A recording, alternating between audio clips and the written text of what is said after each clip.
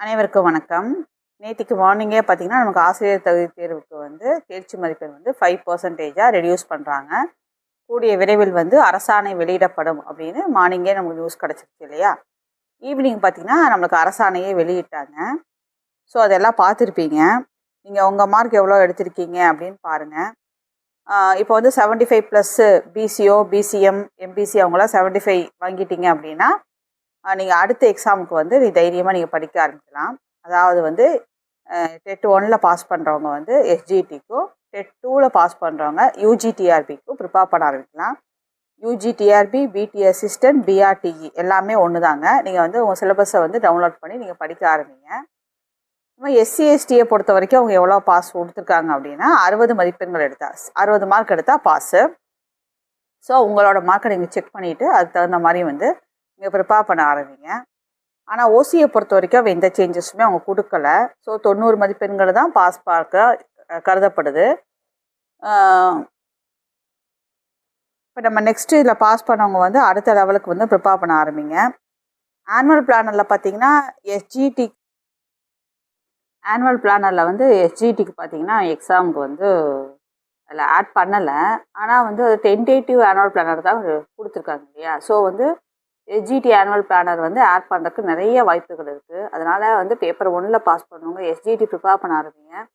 ஏன்னா நம்ம நெக்ஸ்ட்டு வந்து சப்போஸ் வந்து இப்போ புக்கு மாறுற ஒரு இதில் இருக்குது இல்லையா? புக்கு வந்து மாற்றினாங்க அப்படின்னா அப்போ நியூ சிலபஸும் ஓல்டு சிலபஸும் வருமோ அதே ரெண்டுமே சேர்த்து கொஞ்சம் படிக்கிறாப்புல தான் வரும். அதனால் வந்து இப்போ வந்து நம்மளுக்கு ஆனுவல் பிளானர் நம்ம ஆட் பண்ணிட்டாங்கன்னா நம்ம இந்த பழைய புக்கு நம்ம ஏற்கனவே படித்த புக்கை வச்சு நம்ம மேனேஜ் பண்ணிடலாம். அதனால் வந்து இப்போ இருந்தே படிக்க ஆரம்பிங்க. அவங்க எக்ஸாம் அனௌன்ஸ் பண்ணிட்டாங்க அப்படின்னா நம்ம இதவே நம்ம ரீகால் பண்ணிட்டோம்னா நம்ம டக்குன்னு வந்து ஒரே அட்டம்ப்ட்டு நம்ம பாஸ் பண்ணிடலாம். சப்போஸ் இல்லைனா அடுத்த வருஷம் அதுக்கு அடுத்த வருஷம் பார்த்தீங்கன்னா புக்கு மாறிடுச்சு அப்படின்னா ரெண்டையும் சேர்த்து படிக்கிறது வந்து உங்களுக்கு கொஞ்சம் கஷ்டமாயிடும். அதனால் வந்து இப்போ இருந்தே வந்து பாஸ் பண்ணவங்க வந்து படிக்க ஆரம்பிங்க.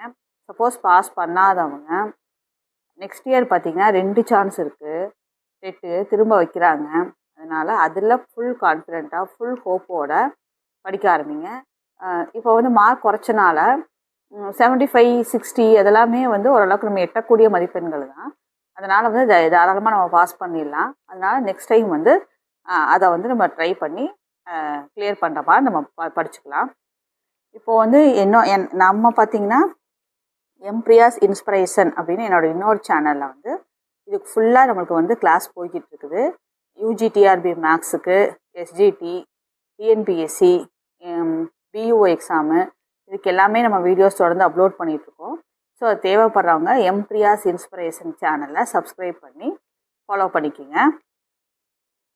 அதனால் வந்து தொடர்ந்து படிக்க ஆரம்பிங்க. அடுத்தடுத்த லெவலுக்கு படிங்க. டெட் 1ல் பாஸ் பண்ணுவாங்க எஸ்ஜிடிக்கு ப்ரிப்பேர் பண்ண ஆரம்பிச்சுங்க. டெட் 2ல் பாஸ் பண்ணவங்க வந்து யூஜிடிஆர்பிக்கு ப்ரிப்பேர் பண்ணுங்கள்.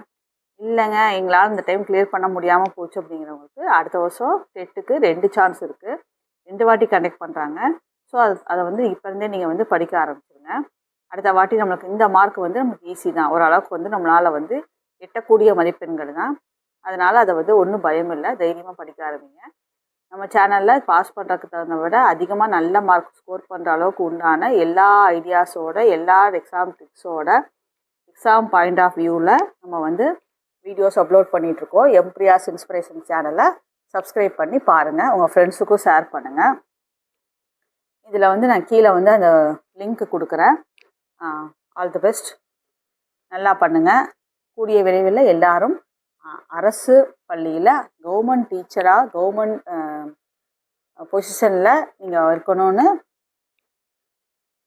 ஒரு எய்மோட ஒரு கான்ஃபிடென்ட்டோட உங்களோட விடாமுயற்சியை போடுங்க. கண்டிப்பாக வெற்றி நிச்சயம். நன்றி, வணக்கம்.